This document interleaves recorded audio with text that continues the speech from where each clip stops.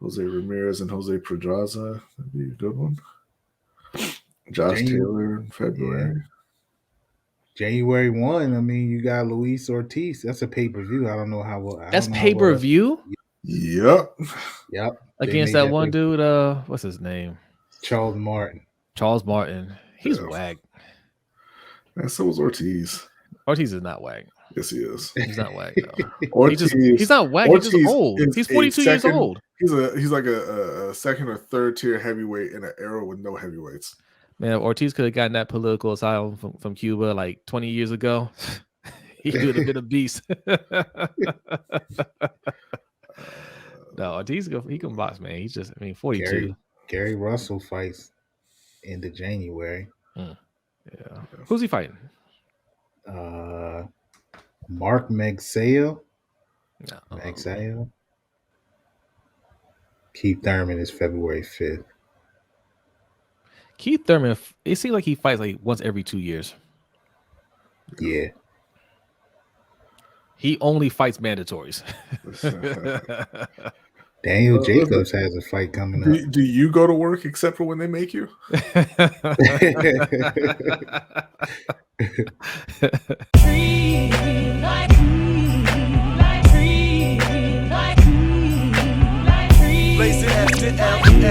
We go.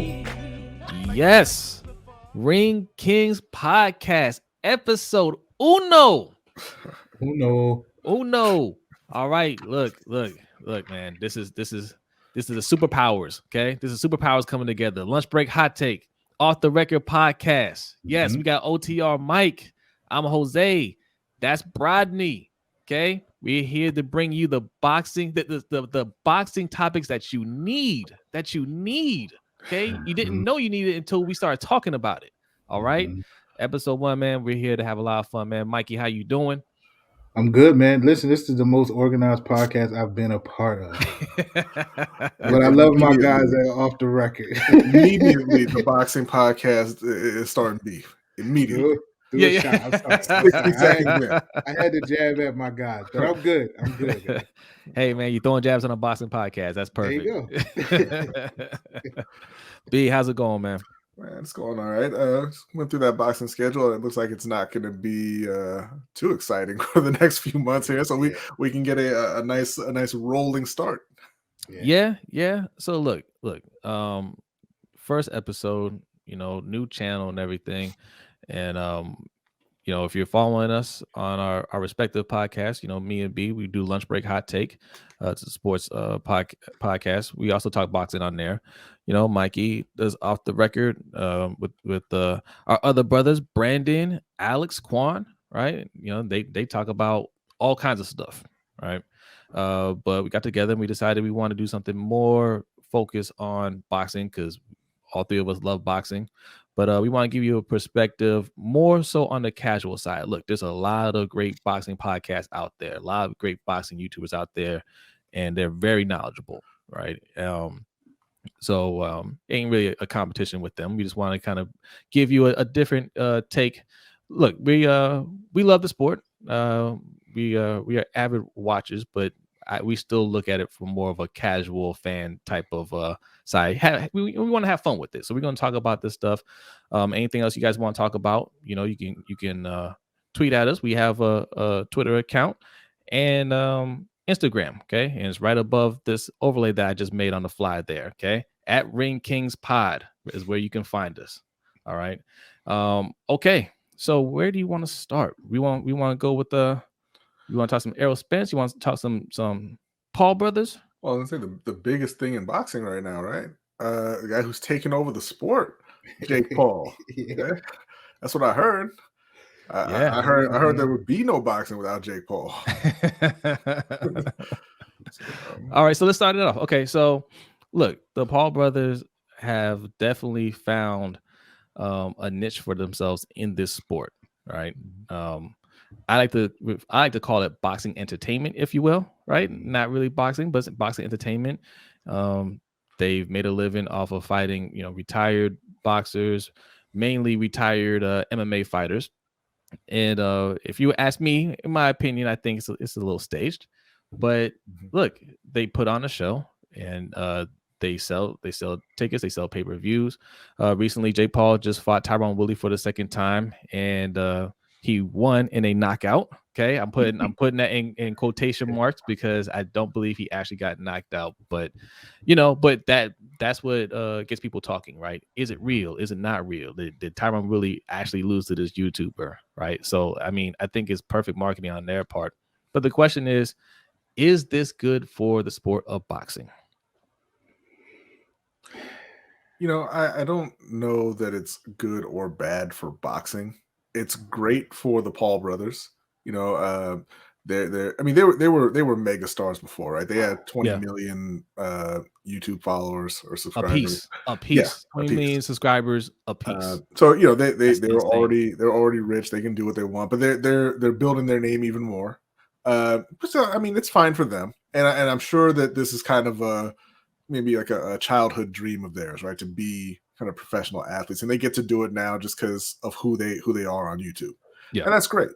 Uh, I think it's really good for the people that they fight.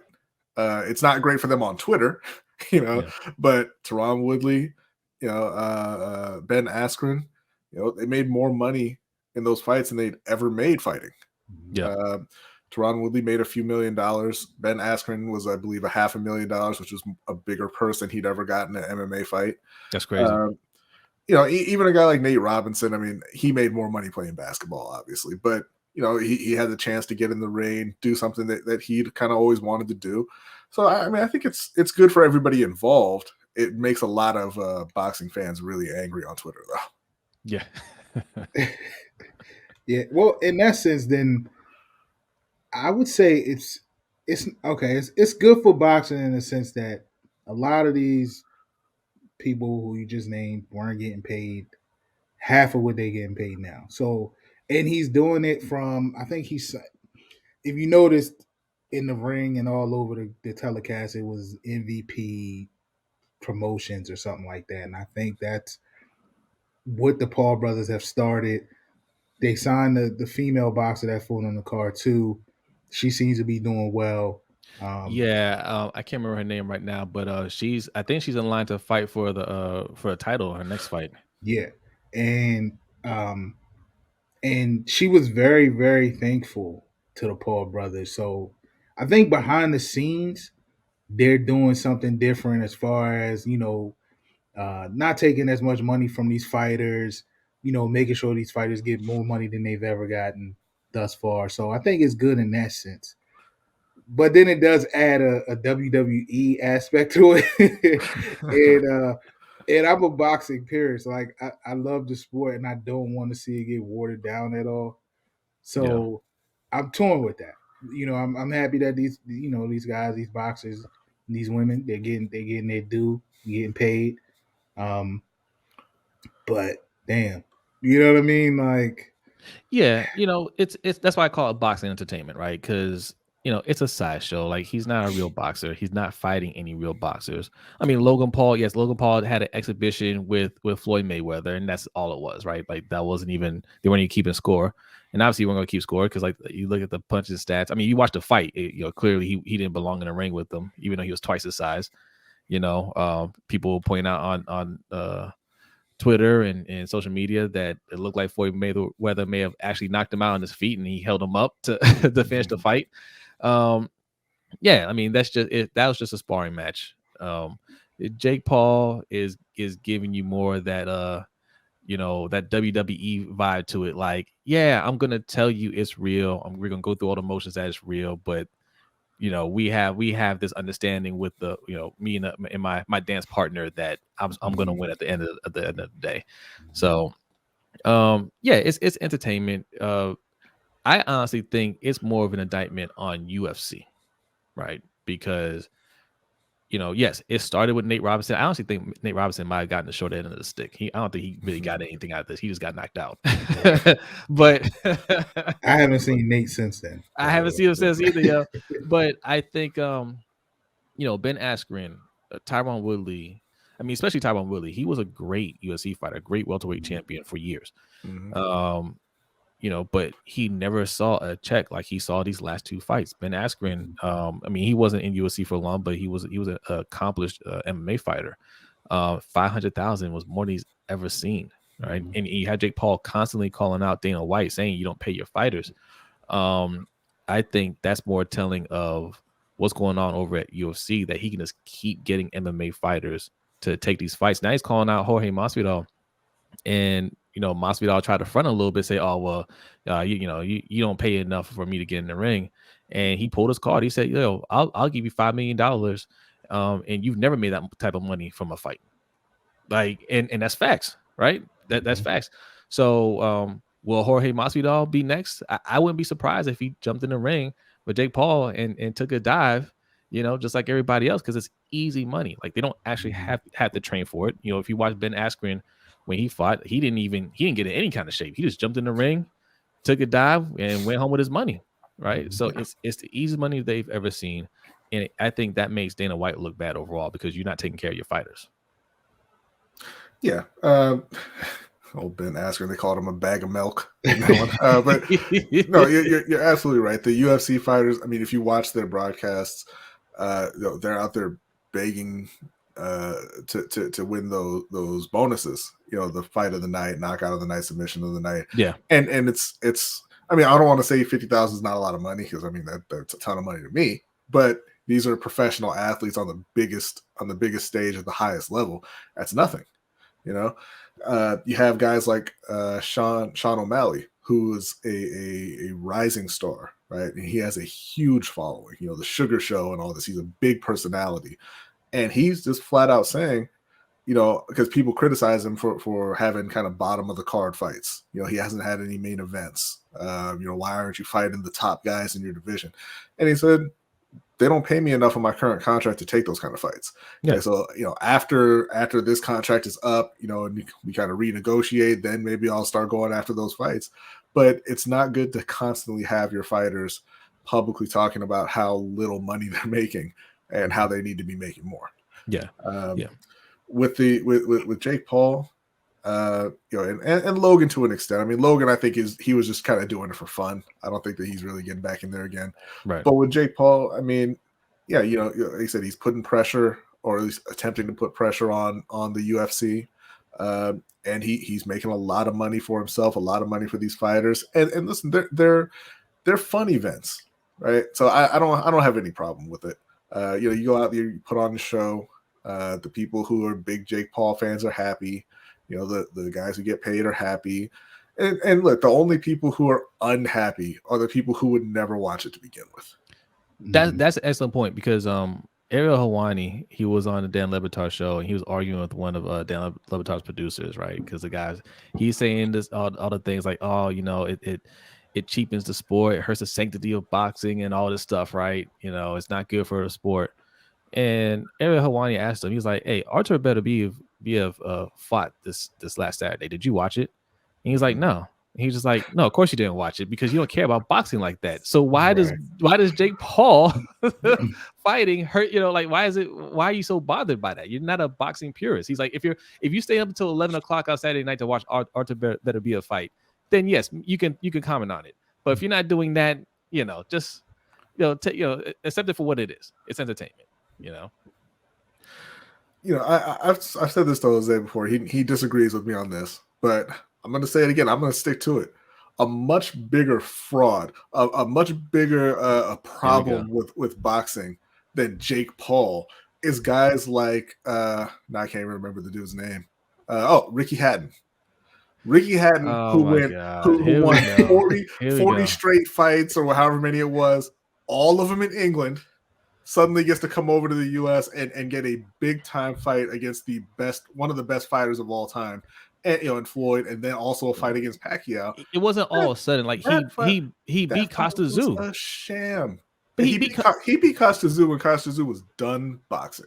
Costa Tszyu sat down on his stool. Okay, all right. That's all right. But if we're being real, like most of your up and coming fighters, your rising stars, that's how they start out. Like they string together a bunch of wins. And they beat somebody with a noble name, but somebody that's kind of fallen off a little bit, right? And then they start taking, those top tier fights. But look, I mean, But you want to know what the difference is? But no, they have talent. No. Look. The thing with Costa Azul is, yes, Costa Azul, he literally retired right after that fight, but we didn't think he was washed to that point. Like he had just beaten Zab Judah not too long prior to that. So no, I think that was a good win for him. I think Ricky Hatton was a good fighter. He just didn't belong in the ring with Floyd Mayweather. Floyd Mayweather's literally beating everybody into a turnbuckle. You want to talk about WWE? Head first into the turnbuckle. Look. He still he for some reason he thinks that he won the fight or he got cheated. I don't know how. I don't know how either. It was pretty bad. We're gonna have to do an episode on that on boxing frauds. Who are the frauds in boxing? That might be our next episode. I mean, some people might put Ryan Garcia on that list, right? Yeah. We've heard some fans say that he's just more interested in punching celebrities on Instagram. Shout out to Deshaun. Do we want to talk about that? The next great the next big lightweight fight? Man. I mean, yeah. Okay, all right. I'll put that up. Now, I mean, we're talking about the lightweight division. You're really talking about 130 to 140. Like, it's 3 divisions, but boxing is kind of weird about how they do it. So you're talking about Tank Davis, Virgil Ortiz, Vasily Lomachenko, Teofimo Lopez, Devin Haney, Ryan Garcia, Shakur Stevenson. I'm sure I'm forgetting somebody there, but I mean, it's a big crop of Ortiz? Really exciting. No, I said Ortiz. Okay. Really exciting up and coming fighters. They're all outside of Tank and Lomachenko. They're all very, very young. They haven't really started fighting each other yet, but we kind of expect that to happen over the next year or two. For me, I think it's Tank's division right now. I think that he would beat pretty much any of those guys. A few of them, I think he'd win because he has more experience. Guys like Lomachenko, I think he'd knock Lomachenko out. I think he's too strong for him. And Lomachenko wouldn't have that big speed advantage that he has against a lot of guys. Right. And he doesn't have the power to hurt him. Right. Yeah, that's the thing. And I said this before. Lomachenko, I mean, we're not trying to take anything away from him. He's a good fighter. I think he's been overhyped, but he's a really good fighter. But his quickness is what gives him an advantage in most fights. But if he's fighting somebody that's just as quick as him, it neutralizes it. He starts to look a little average. You know what I mean? Like he's still a good boxer, but like when you're fighting other boxers that can move like you move, then it looks a lot different. Jacob, what are you doing?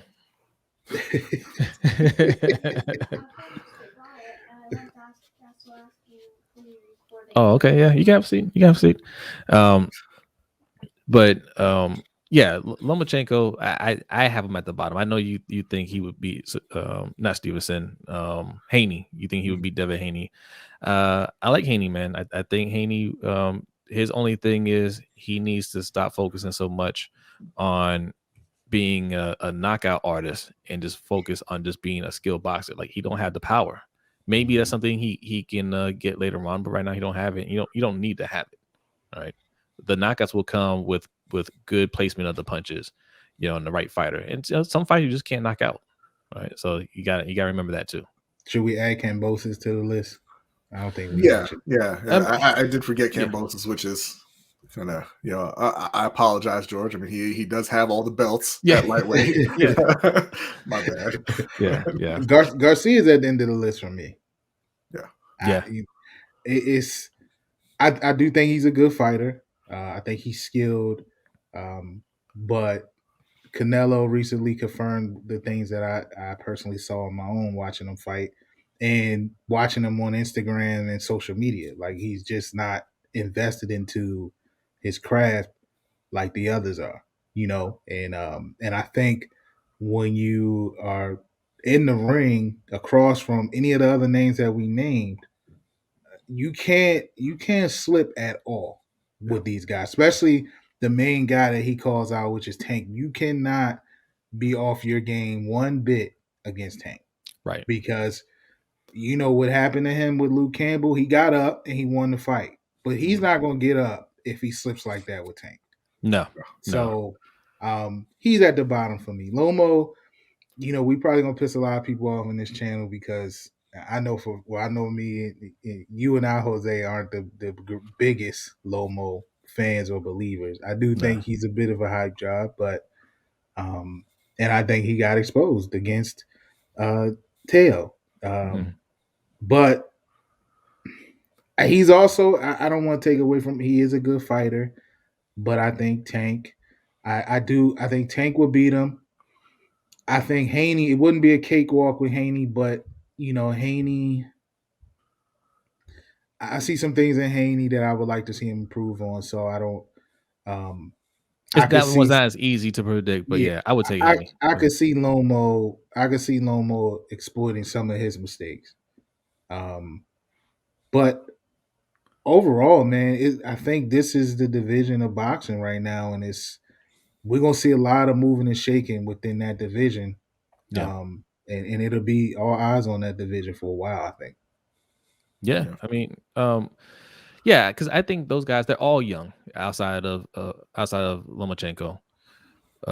But I think they've done a good job building their brands, hyping up the fights, hyping up future fights, right? It's frustrating. This is what's frustrating about boxing is that you have to wait. It's the waiting game. Right. But I completely understand it because that's how you get super fights. That's how you get big fights, right? That anticipation. And that's all they're doing right now is just, hey, let me just, keep going out there, building my fan base and, showcasing my skills. And then we start making these fights happen because what you're hearing now is just who's going to be the A side, right? A lot of these fights. Well, my fight did this many numbers. My fight did this many numbers, right? And those numbers are growing. So it's going to happen soon. I hope we can get a fight this year. Well, next year in 2022. Like, who do you guys think would be the most likely to pair the fight? So for me, I think that, I agree with you. They're all kind of taking their time, trying to build themselves up, trying to get that super fight down the road, which is why I think that all of them are kind of lining up to be the guy who takes out Ryan Garcia because he's a big name. They all know they can beat him. And that's just it's going to propel their own brand. In terms of what I think will happen, I don't know about Garcia, but I think what I want to see happen is Lomachenko against Kambosos. I want to see Loma go in there and get his belts back and then set up a fight with Devin Haney with those two. Okay. I don't know that will actually happen, but that would be kind of my pick for how that lightweight goes for the next year, 1 to 2 years. Okay. What about you, Mikey? I do think I do agree with B. I think it is a race to the belts, and I think Kambosos will be a part of the next big fight one way or another because everybody wants to get those straps. I personally think that it will be Haney and Kambosos, and then I think the winner of that will get a shot at Loma, or Loma will get a shot at them. Okay. And then that will possibly set up a fight, maybe with Tank. I don't know. We already know if it's, let's just say Lomachenko wins, we know that Aaron and Floyd. Then I don't know. You know what I mean? I don't know how that is. Man, you bring up a good point. If Haney and Kambosos fight first, right? Man, like the winner of that, either way, because if Kambosos beat Teofimo and Haney back to back, that's going to propel him, And let's be real, man. Like him fighting Lomachenko, two white fighters fighting for a title, right? Like that's gonna be huge, and ESPN is gonna promote the hell out of that. And if Lomachenko were to win, whether it was Haney or Kambosos, right, get the belts back, look, that's ESPN's guy, that's Top Rank. They partner with ESPN, so the hype job is gonna be right back on. But then the problem's gonna be getting other fights done, right? Because he doesn't have those other fighters. And Bob Arum and Floyd and Al Heyman, they don't work with Bob Arum, right? Like they don't work together. So it's just hard. That's why Bud Crawford, who we're going to talk about in a minute, that's why he spent most of his career not fighting the other top fighters in his weight class because they're not top rank. So that would be problematic. But man, that that would be something. Yes, if Kambosos and Haney fight first, that would be man, that was still a big fight between that winner and Lomachenko. Yeah. So and so I just want to ask this. Like ultimately, let's say 5, 6, 7 years down the line, who do you all think is the kind of king of the lightweights of this crop of fighters? For me, I think that it's going to be Shakur Stevenson. I think Tank and Loma, they'll start mixing it up, over the next couple of years because they're getting a little bit older, right? I think Loma will beat Kambosos if he fights him. Like I said, I think he would overwhelm Haney. I think he would probably stop Haney just because of the overwhelming amount of punches. I think that once all those guys start really mixing it up, Shakur Stevenson moves up, and I think he's more talented than all of the guys who are at that level right now. And I think he can go on a Canelo style run of just I'm coming for your belt, then I'm coming for your belt, then I'm coming for your belt. Yeah, I think so Teofimo is already talking about moving up. Tank has already moved up. He kind of floats, back and forth. Yes, 6 years from now, like those guys will just be heavier fighters, right? So I don't think you'll ever see Shakur Stevenson fight Teofimo or Tank Davis. So they'll be out of the picture for that reason. I think they'll move up and dominate whatever divisions they're in. I would love to see Teofimo and Tank fight one day. That might be a possibility, but like I honestly don't think those guys will fight most of these fighters. Like they're talking about, but I don't think they will because they're already moving up. These other guys aren't moving up. Lomachenko ain't moving up anymore. Right? Well, Lomachenko's not, but I think the other guys can. It's not that big a jump to the next division. It's 5 pounds. So I think Stevenson could catch up with them. I can see, maybe he never gets in there with Loma because he's already old. Yeah. And Tank, maybe he doesn't there, but I think that Teofimo and the rest of the guys will still be kind of hanging around, and they're young enough that he will once he's in his prime, he'll be able to make matches with all those guys. Yeah, because I've already heard people say, well, Tank should fight Bud Crawford, right? He's probably and but I can see them trying to push Tank in that direction to move up heavier to fight those guys. Like he ain't go fight Bud Crawford now. Like that's not gonna happen. Like I think like a 10-pound difference or whatever. That's not gonna happen. But later on, see where everybody's at in their careers. Tank gets a little bit older. He adds some more weight. That's a possibility that he creeps into that division. I mean, who's that kid that he knocked out? He's fighting Keith Thurman pretty soon. Barrios. Right. Yeah. So I mean, I can see him moving that far up. But yeah, Stevenson, Haney, those guys, definitely not Mikey Garcia.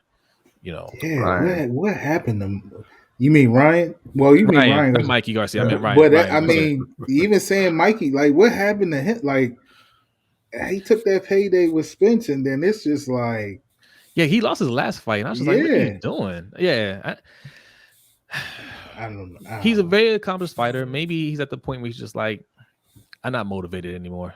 Yeah. So I don't know. It's the famous line that I think Riddick Bowe said when he lost to was it Busted? Who beat Riddick Bowe? I know who you're talking about. I know exactly who you're talking about. Hold on. But when he said it's kind of hard to train in silk robe and silk boxers, like you get that money, man, and it's hard to. Galata, he lost to Galata. or Mathis. You talking about Mathis? Buster Mathis? Oh yeah, Buster Mathis. Yes, Buster Mathis. Yeah. But to answer Brodny's question, I agree with you with Stevenson. Like I think Stevenson has the skill. I think he's supremely talented. He hasn't shown power yet, and if he has that in him, and I think he got caught up in that before the last fight with Herring. That every fight before that, I think he was getting caught up in that, like, oh, I gotta knock these guys out, like you say, Haney does. But when he fought Herring, like he showed that, like, okay, look, I'm gonna just outbox it. I'm gonna just school him. You know what I mean? And that's what he did. So I agree. I agree with that. But my question to y'all is how far do you see some of these guys moving up? Like how far? What do you think Tank ends up at? What do you think Teofimo ends up at? When it's all said and done, like how heavy you think they'll eventually fight at? I think, assuming everything is fine with Teofimo, assuming he's okay health wise, I think I can see him and Tank ending up at 147 at some point. I don't know that maybe they'll stay there, but I think they can move up there and have fights and be moving in between divisions still. Stevenson, I don't really think he moves past 140. Yeah. Not Tank. Lomachenko, he's at his limit now. Yeah, he's not. He doesn't have the power to even think about moving up again. So, and he's older. And he's already moved up. Yeah, he's at 135. Yeah. He's moved up several times already. He's nearing the end of his career. So I mean, he's at where he's at. Yeah. Devin Haney, man, like if you just look at Devin Haney, like he looks big. Yeah. Like, he looks like a guy who can move up several more classes. I don't know that that's a good idea for him though, because I mean you've seen. I know Jose also disagrees with this. I think he was in trouble in his last fight. He was in deep trouble in his fight before that with Linares. So I don't think that he really wants to go up too much further than where he's at right now and fight guys with heavier hands. That's what I mean. Like I've seen the same thing with Haney. Like I've seen him in fights where he seems to be in trouble at times, and it's like I mean, he pulls through, and that's good. But there are people. I think it might have been Tim Bradley, if I'm not mistaken. But there are people that believes that he should move up. They feel like 135 is too small for him. Okay. And it's draining, and maybe kind of fills out, and and that one, him dehydrating down to 135 is possibly holding his power back. There are some that say that, but okay, I don't know. I mean, but like you said, he does seem to be a bigger guy that could possibly move up 140 or so, and but I don't know. Like you said, that is what moving up comes with heavier hands. So that's got to be a careful toe in the water type of situation, right? Like you got to pick the right opponent and put on a little extra weight and see how you feel. Pick somebody who you really think doesn't have much chance of upsetting you. But you don't want to move up to 140 and fight one of the top guys.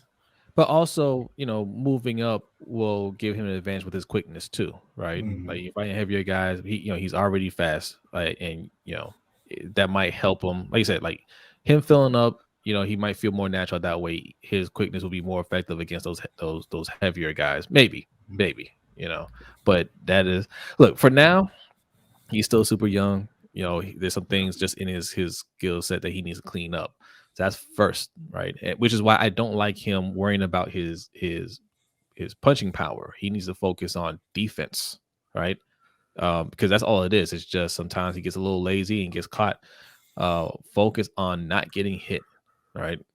And yeah. I mean, who knows? But yeah, he could possibly move up. The rest of these guys. I want to be 147 is probably the limit for most of them, and I really only see Tank going that far up. But then that begs the question, right? Because that's welterweight. You got that young kid Xander Zayas coming up. Oh, that's my guy right there. That's my guy. But this is all kind of wild speculation about these lightweights, right? Because I mean, they're all 23, 24 years old. They haven't fought each other. I think that people getting excited for them to start fighting each other next year is even premature. I think we're still a couple years away from the younger guys really taking on those top fights. But like you said, because you want to really build them up, you want them in their prime, you want to get those super fights, which is what we have kind of on the table at 147. with Errol Spence and Bud Crawford. Mhm. But and Bud Crawford is out; he's away from Arum now, and it still seems as though it's not happening. Yeah. So. All right, so let's talk about it, man. Errol Spence, is he ducking Bud Crawford? I don't think so. I don't think so at all. Errol Spence, personally, I thought that he would beat Bud Crawford. Me too. But this is one of those things. A lot of fans like say, "Oh, you're running, you're scared of this guy, you're scared of that guy." None of these guys are scared of anybody, right? Like, he's not afraid of getting into a boxing ring with Bud Crawford. Why? Why would he be? Right. But it's one of those things, like you mentioned before, just kind of trying to build himself up and make it the most lucrative fight possible when it does happen. Yeah. Yeah, I think both of them, look, talking trash back and forth, that's just part of the game, right? That you keep each other's name in the presses, in social media. So like that's part of it, and they both understand that. But I think both of them, after every fight, they're looking at the numbers and they're saying, doesn't make sense right now, right? We gotta build our fan base up. We gotta build up some more hype. So let's do another fight. So yes, Bud Crawford is gonna say, yeah, I want the fight. No, neither fighter is gonna say, nah, we don't want to do it right now, right? No fan wants to hear that. Yeah. But I think this is part of like the performance, the performative part of boxing, where Bud says, yeah, I want the fight. But behind the scenes, they both agreed, but I'm gonna do this fight, man. You go find another fight, whatever. Yeah. Let's get our numbers up, and then let's try to make this happen, because it makes more sense to maximize the dollar for each side. Like Bud Crawford don't want to just fight for $10 million less than he can make. You know what I mean? Like, no, like if you say, hey, wait a little bit longer and let's get our pay-per-view buys up. Yeah, of course he's gonna wait for that. They're professionals. That's what professionals do. Yeah, I was so pissed off looking at Twitter this week when they announced this fight that Spence is ducking. Come on, man. Come on. I even seen someone say Bud Crawford got shot in the head and drove himself to the hospital. He's not afraid of anybody. And I'm like, yeah. And Errol Spence flipped his car 900 times. Right. It survived. He ain't afraid of nobody either. Like, but it's all a move. This was in play regardless. The only thing that happened with this is when the Pac fight got canceled, it just pushed it back a fight. But the idea was for both of these guys, they both were chasing this belt, right? Yeah. Crawford wanted a Pacquiao fight, Spence wanted to fight. They even went back and forth on social media when it was signed for Spence to fight Pac, that Spence even said, "Oh, blame Bob. Mm-hmm. He didn't get the fight done. I got it done. Oh well, stop crying about it." They all wanted that. They all wanted that belt. It's all a power play to say, "Hey, listen, like you spoke about earlier, Jose, who's the A side, who's the B side?" Yeah. And it even comes down to being as petty as, you wanting the split of a 51-49 split or the purse. Anything to say that, I am the big name in this fight. These guys go for that. It even goes down to being the A side so that you can be the last one to walk to the ring. Like, these guys do things like that. It's an ego play, and that's just what this is. This would have been over if Spence wouldn't have never had his injury or whatever, and he'd have fought Pac. You know what I mean? We wouldn't have been worrying about this. Yeah, I think that injury really set things back, because Pacquiao is still a huge name, right? And if he was able to take that fight and beat Pacquiao, big payday for everybody coming up. And he would have destroyed Pac, I think. I wanted to see it. Yeah, and also, Errol Spence, he's fought once in the last 2.5 years, right? So maybe he just wants he wants to get in there another time, make sure he's at the top of his game before he jumps in with Bud. I mean, it could be just as simple as that. But no, I think you're right. He wants that belt. He wants to kind of build his name up even more and say, hey, I'm getting the he said the A side, or I'm getting the more money. I'm walking out last. I'm the bigger name. Blah blah blah. So that Spence and Crawford fight will happen eventually. Yeah. It's tough to get the timing exactly right, but with Crawford not with Bob Arum anymore, I think that they'll get it done. Yeah, and it's probably talks already. Like you said, Jose, these guys are friends, man. Just like Shaw Porter and Bud Crawford, like these guys are friends. So it's like, hey, you know what? I could see Spence saying, "Listen, get away from that dude." You know what I mean? And listen, we're gonna make this happen, but let's, like you guys been saying, like let's make it happen at the right time. Mm-hmm. But these guys still want to be that A side, that B side, and we're gonna, and if it all aligns, right? So you got Spence, he has a fight. Bud ends up fighting, let's say Thurman, or if Thurman gets through Barrios. Yeah. Those are solid fights that you add into a resume that would leading to only broadening and making this fight even bigger between the two of them. So yeah, I mean, because I'm not mad at the move at all. Me neither, right? Like the next best thing, if he can't get the fight with Pacquiao, is fighting Ugas. Ugas beat Pacquiao, right? You beat Ugas, you get the belts. But Bud fights he fights Keith Thurman, right? Beats Keith Thurman. Yes, when there's more money for that fight after those fights for both of them than if they were to fight right now. Mm-hmm. And that's the difference between boxing and UFC, is that the boxers, the promoters, everybody involved had that discipline to wait, right, for the right moment to make it the biggest fight possible. UFC led by Dana White. And I don't like Dana White. I always take shots at Dana White, right? Because Dana White acts like a fanboy. Like, yes, UFC is widely popular, right? They make money, they're profitable, but they can never set up super fights like they have in boxing, right? They can't do it. Like, I mean, yes, Conor McGregor, right? Like they have a golden cow on Conor McGregor, but had they went to that well one too many times. But I mean, that's more Conor McGregor just selling himself more than anything. Mm-hmm. But they could have a lot more big fights like this, but they just rush fighters way too early, man. Like there's too many young fighters that go up against experienced fighters, especially in MMA, man. Like there's so much to that sport. And yeah, man, it derails the career in my opinion. But boxing does a lot better job of managing a fighter's career and waiting for the right moment to have like the big fight, so everybody can get paid. Well, yeah, and that's because in boxing, each person has their own promoter that's looking out for them and their best interest. They make all of their money off of that one fighter. And so they want the biggest purses possible. They're going to protect them as they're coming up and developing and everything like that. In UFC, they don't care. They don't promote these fighters.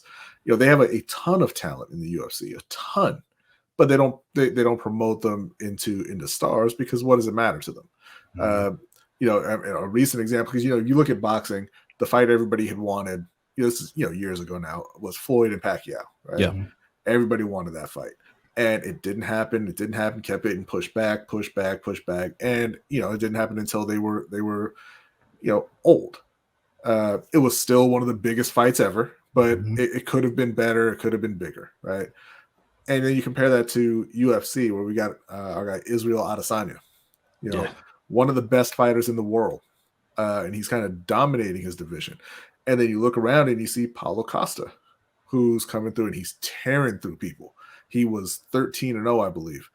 And instead of looking at Costa and saying, he's not really ready for Israel Adesanya. Like he's getting these knockout wins and it's exciting. Fans love him and everything, but he's not really ready. Let's let him develop for another couple of years. Give him, X number of more fights to get where we want him before we put him in there with Adesanya. Right. They said he's undefeated. Put him in with Adesanya.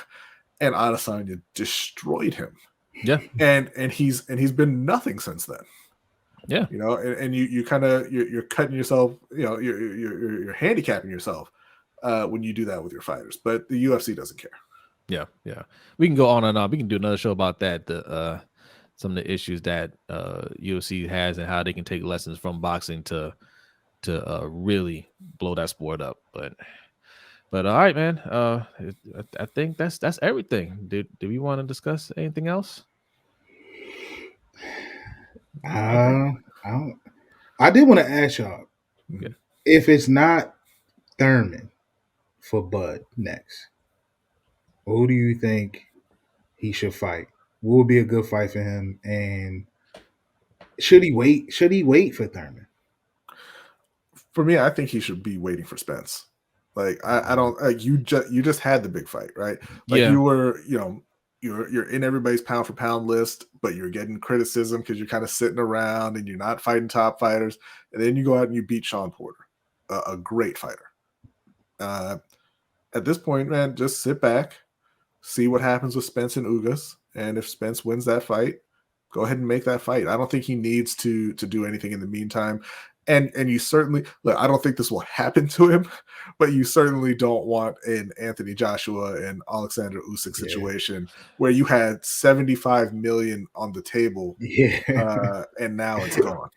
Yeah. I mean, I'm looking at a list right here. Like, other than Danny Garcia, like Danny Garcia is a good solid fighter, but like there's no real danger, I don't think, of Bud Crawford losing to him. They got Virgil Ortiz on this list. I didn't know he went that high up. I was about to name. I would avoid Ortiz right now. he called Bud out. He called Bud out. He said he. I think Bud would beat him, but that's what I would wait. I would wait for like that. See, because Ortiz is rising, right? And he's a very good fighter, right? If I'm Ortiz, I don't want to do that fight yet either. Let Crawford and Spence fight, and then you can get the winner of that. That could be another big fight. You know what I mean? But yeah, like he doesn't have to. I mean, Pacquiao, I would still chase Pacquiao if Pacquiao's interested. I mean, Pacquiao's always interested in fighting, but he's running for president right now. I think that's why the Ugas fight is happening instead of the Pacquiao. But if you can get Pacquiao on your schedule, man, he's the closest thing to Mayweather right now in terms of making money from a fight, making huge money from a fight. Because as long as he keeps boxing, people are going to watch. So, and you never really seen Pacquiao dominated in a fight. Like, yes, he's been knocked out, but like he wasn't. That was you can call a lucky punch or whatever. He walked into the punch, but he was winning the fight. But if he can go in there and just dominate Pacquiao, that's something that you've never seen happen before. That would be a burning image in a lot of people's minds. So all right, well, no, hold on. I was gonna say let's end it on this, and we can discuss this at length another time. Okay, but right now, first impressions: Usyk versus Fury. Who do you have?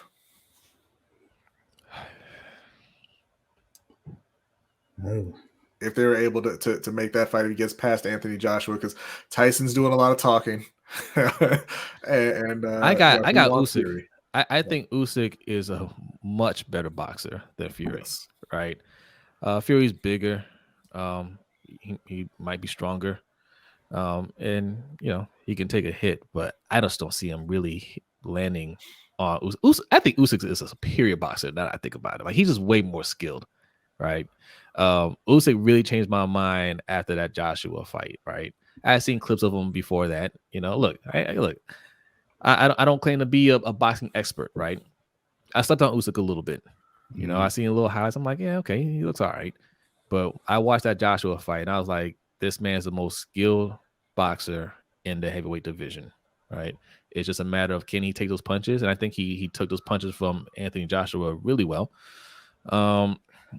Tyson Fury, when we did our last live stream after he fought Wilder, we had a lot of fans in the comments just not liking the fact that we said Tyson Fury isn't that skilled of a boxer. But the fact is, man, the heavyweight division isn't, most of these boxers aren't that skilled. But Usyk is somebody that can give you a boxing lesson, and I think he would dominate that fight. Now, I don't see Fury beating Usyk. Wow, dominate! You think? I think he would dominate Fury, because I think Joshua and Fury. I would pick Joshua in that fight. But I think Joshua is a better boxer than Fury as well. But Usyk, Nah, I don't think Fury. I don't think Fury has anything for him. It's hard to bet against the what he calls himself, the Gypsy King. The Gypsy King, yeah. Usyk is a good fighter, and I think that because he's not the quote unquote sexy name, people sleep on these fights, and I think that would be a good fight. You know, everybody obviously wants to see Joshua and Fury because of all the hype that came before and all of that. But I think that would be a really, really good fight. So I hope that they can make it happen. But I'm gonna give the slight edge to Fury. Slight. Okay. I think he'll outlast him. I do think for a big guy, he is pretty skilled for his size. And I'll give him this. He's a little crafty, and we can call crafty and dirty whatever they can go coincide if we want to. But he has a lot of tricks up his sleeve to frustrate fighters, and I don't know if it was just Wilder who fell into those traps or what, but yeah, I'll give the slight edge to the Gypsy King. Okay. Yeah, so for me, I'm going with Usyk. I think Usyk wins a decision. I think it's a pretty comfortable win. I think that with Fury, you know, you listen to a lot of boxing commentators and they talk him up a lot and about how, you know, he's the lineal champion after all, right? And he's so skilled and he's one of the greats and all this. And you listen to that enough and you kind of think, yeah, man, you know what? I mean, he is pretty good, right? Mm-hmm. You know, he hasn't really been beaten. You know, he took out Klitschko and all this. But then on the other hand, I say that this guy boxed Deontay Wilder to a draw. And we all know Deontay Wilder can't fight. So he can hit, but he can't. Yeah, box. he you know, I shouldn't say fight. He can't box. And he had a trilogy with Deontay Wilder where, I mean, he was knocked unconscious in the first fight. He got knocked down 2 or 3 times in the last fight. Yeah. And again, in that first fight, he boxed Deontay Wilder to a draw. And if you do that, I'm gonna say you can't box.